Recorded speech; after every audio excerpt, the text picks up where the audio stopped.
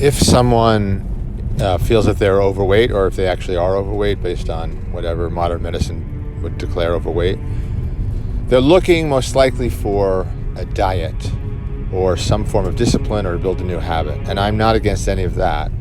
But I think there's more value in exploring what's happening with the mask and the shadow. What's happening that has me want to eat the food or whatever the addictive behavior is. And then what's happening during the eating and what's happening after the eating, and what might the shadow be saying. Now, consider that if on a conscious level you're like, I want the food, then the shadow might be saying, you shouldn't eat that, that's bad, you should be more disciplined. And then when you're more disciplined, then the shadow is saying, eat that, you should eat that, you should indulge yourself. So in other words, the negative adaptive child, negative free child are swapping places. When one takes control of the persona or mask, the other is shoved into the shadow. If our way to balance and to the bardo and to unification and enlightenment is by integrating, seeing, accepting, forgiving, and emancipating the split between the mask and the shadow, then doing that is more important than losing weight or stopping whatever the addiction is. Now, of course, there are certain addictions that are killing you, so you may want to accelerate the whole process or work on two channels at once.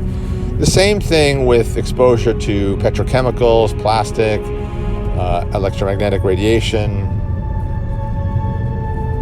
poisons, weed killer, mold, all these sort of external things that we, if an intuitive healer or a scientist said to you, okay, you've got mold in your walls, or your soil that you're rolling around in has weed killer and the fumes from the neighboring orchard, or the food you're eating from plastic bottles, whatever it is, that's all very helpful to identify it, whether you're using science or intuitive healers. It's helpful to know that. But I think it might be more important, or equally important, let's just say, to figure out what does this particular substance represent from a metaphoric, spiritual, mask versus shadow level. So, for example, if there's mold in your walls, does that mean there's some kind of hidden thoughts that you're not willing to see? If there's an invasion from electromagnetics, some kind of rays that you can't see, tiny microparticles of plastic, some kind of tiny particles that you can't see.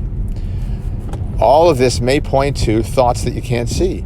And it's more important, at least from a spiritual perspective, and I think, to know what those thoughts are than to remove the actual physical material. Removing the physical material, the radiation from the electromagnetic, what they call 5G, or from plastic, that's all great to do. But sometimes in our lives, it's just not practical to do, unfortunately. But maybe you're talking about impracticality is practical. So the impracticality is work on what is this metaphor? What is the spiritual level? What is the psychological mask aspect of this thing that I am having trouble avoiding? Yeah, you can move to a third world country and drink out of clay urns, and then you have those things licked. And that, not saying not to do that. Maybe that's what we should all do. But what I'm saying is, as long as you're exposed to these things, maybe consider that the fear of the exposure causes the illness, and the fear of the exposure also causes the cure, because the fear points to the energetic. So for me, it's not so much about what I'm taking in, but it's what I'm putting out. So I get disturbed when I waste food, and when I don't recycle plastic. I know full well that they're probably not doing anything with the plastic I recycle or the paper I recycle. But I feel like I shouldn't print any extra paper. And if I do and rip it up, I feel a little bad about that.